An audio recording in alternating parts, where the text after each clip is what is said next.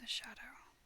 Miss Darling screamed, and, as if in answer to a bow, the door opened, and Nana entered, returned from her evening out. She growled and sprang at the boy, who leapt lightly through the window. Again Miss Darling screamed, this time in distress for him, for she thought he was killed, and she ran down into the street to look for his little body, but it was not there. And she looked up, and in the black night she could see nothing but what she thought was a shooting star. She returned to the nursery and found Nana with something in her mouth, which proved to be the boy's shadow.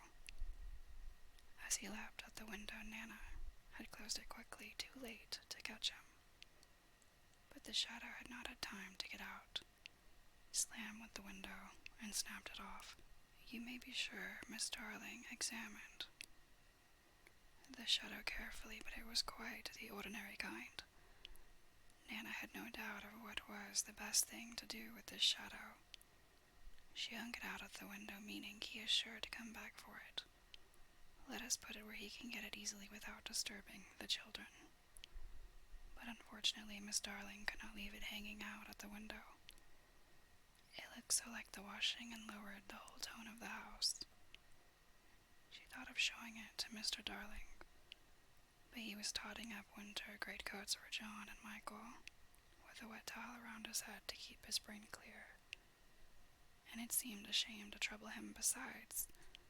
She knew exactly what he would say. It all comes of having a dog for a nurse. She decided to roll the shadow up and put it away carefully in a drawer, until a fitting opportunity came for telling her husband. Ah me. The opportunity came a week later, on that never-to-be-forgotten Friday. Of course, it was a Friday.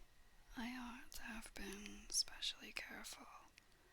On a Friday, she used to say afterwards to her husband, while perhaps Nana was on the other side of her holding her hand. No, Mr. Darling always said, I am responsible for it all. I, George Darling, did it. Mea culpa, mea culpa. He had had a classical education. They sat thus night after night recalling that fatal Friday, till every detail of it was stamped on their brains and came through on the other side of the faces, on a bad coinage. If only I had not accepted that invitation to dine at 27, Miss Darling said. If only I had not poured my medicine into Nana's bowl, said Mr. Darling. If only I had pretended to like the medicine, was what Nana's wet eyes said. My liking for parties, George. My fatal gift of humor, dearest. My touchiness about trifles, dear master and mistress. Then one or more of them would break down altogether. Nana, at the thought. It's true. They ought not to have had a dog for a nurse. Many a time it was Mr. Darling who put the handkerchief to Nana's eyes. That fiend, Mr. Darling would cry, and Nana's bark was the echo of it. But Miss Darling never upbraided Peter. There was something in the right-hand corner of her mouth that wanted her not to call Peter names. They would sit there in the empty nursery, recalling fondly every smallest detail of that dreadful evening. It had begun so uneventfully, so precisely like 100 other evenings, with Nana putting on the water for Michael's bath and carrying him to it on her back. I won't go to bed, he had shouted, like one who still believed that he had the last word on the subject. I won't. Nana, it isn't 6 o'clock yet. Oh dear. I shan't love you any more, Nana. I tell you I won't be bathed, I won't. Then Miss Darling had come in wearing her white evening gown. She had dressed early because Wendy so loved to see her in her evening gown, with the necklace George had given her. She was wearing Wendy's bracelet on her arm. She had asked for the loan of it. Wendy loved to lend her bracelet to her mother. She had found her 2 older children playing at being herself and father on the occasion of Wendy's birth, and John was saying, I am happy to inform you, Miss Darling, that you are now a mother. in just such a tone as Mr. Darling himself may have used on the real occasion. Wendy had danced with joy just as the real Miss Darling must have done. Then John was born with the extra pomp that he conceived due to the birth of a male, and Michael came from his bath to ask to be born also. But John said brutally that they did not want any more. Michael had nearly cried. "Nobody wants me," he said. And of course the lady in the evening dress could not stand that. "I do," she said. "I so want a third child." "Boy or girl?" asked Michael, not too hopefully. "Boy." Dean had leapt into her arms. Such a little thing for Mr. and Miss Darling and Nana to recall now. But not so little if that was to be Michael's last night in the nursery. They go on with their recollections. "It was then that I rushed in like a tornado, wasn't it?" Mr. Darling would say, scorning himself. And indeed he had been like a tornado. Perhaps there was some excuse for him. He too had been dressing for the party, and all had gone well with him until he came to his tie. It is an astounding thing to have to tell, but this man, though he knew about stocks and shares, had no real mastery of his tie. Sometimes the thing yielded to him without a contest, but there were rare occasions when it would have been better for the house if he had swallowed his pride and used a made-up tie. This was such an occasion. He came rushing into the nursery, with the crumpled little brute of a tie in his hand. "Why, what is the matter, father dear?" "Matter," he yelled. He really yelled. "This tie, it will not tie." He became dangerously sarcastic. "Not round my neck, round the bedpost. Oh yes, 20 times have I made it up. Round the bedpost, but round my neck, no. Oh dear, no. Begs to be excused." He thought Miss Darling was not sufficiently impressed, and he went on sternly, "I warn you of this, mother. Then unless this tie is round my neck, we don't go out to dinner tonight. And if I don't go out to dinner tonight, I never go to the office again.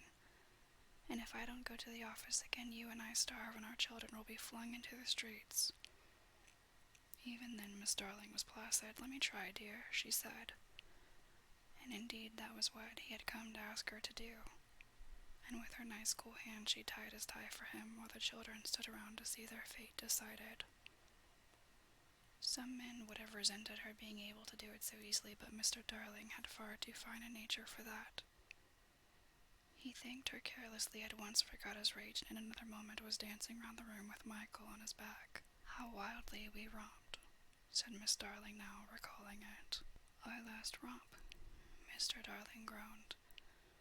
"Oh, George, do you remember?" Michael suddenly said to me. "How did you get to know me, mother?" "I remember. They were rather sweet, don't you think, George? And they were ours, and now they are gone." The romp had ended with the appearance of Nana, and most unluckily Mr. Darling collided against her, covering his trousers with hairs. They were not only new trousers, but they were the first he had ever had with braid on them, and he had had to bite his lip to prevent the tears coming.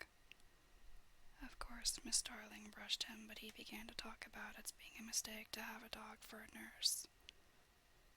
"George, Nana is a treasure, no doubt, but I have an uneasy feeling at times that she looks upon the children as puppies."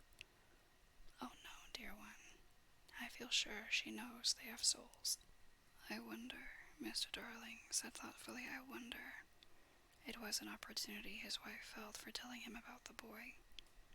At first he pooh-poohed the story, but he became thoughtful when she showed him the shadow. "It is nobody I know," he said, examining it carefully, "but it does look a scoundrel." "We were still discussing it, you remember," said Mr. Darling, when Nana came in with Michael's medicine. "You'll never carry the bottle in your mouth again, Nana, and it is all my fault." Strong man though he was, there is no doubt that he had behaved rather foolishly over the medicine. If he had a weakness, it was for thinking that all his life he had taken medicine boldly. And so now when Michael dodged the spoon in Nana's mouth, he had said reprovingly, "Be a man, Michael." Won't, Michael cried naughtily. Miss Darling left the room to get a chocolate for him, and Mr. Darling thought this showed want of firmness. Mother, don't pamper him, he called after her. Michael, when I was your age, I took medicine without a murmur. I said thank you, kind parents, for giving me bottles to make me well. He really thought this was true, and Wendy, who was now in her nightgown, believed it also, and she said to encourage Michael, "That medicine you sometimes take, Father, is much nastier, isn't it?" "Ever so much nastier," Mr. Darling said bravely, "and I would take it now as an example to you, Michael, if I hadn't lost the bottle." He had not exactly lost it. He had climbed in the dead of night to the top of the wardrobe and hidden it there. What he did not know was that the faithful Liza had found it and put it back on his washstand. "I know where it is, Father," Wendy cried, always glad to be of service. "I'll bring it." And she was off before he could stop her. Immediately, his spirit sank in the strangest way. "John," he said, shuddering, "it's most beastly stuff. It's that nasty, sticky, sweet kind." "It will soon be over, Father," John said cheerily, and then in rushed Wendy with the medicine and a glass.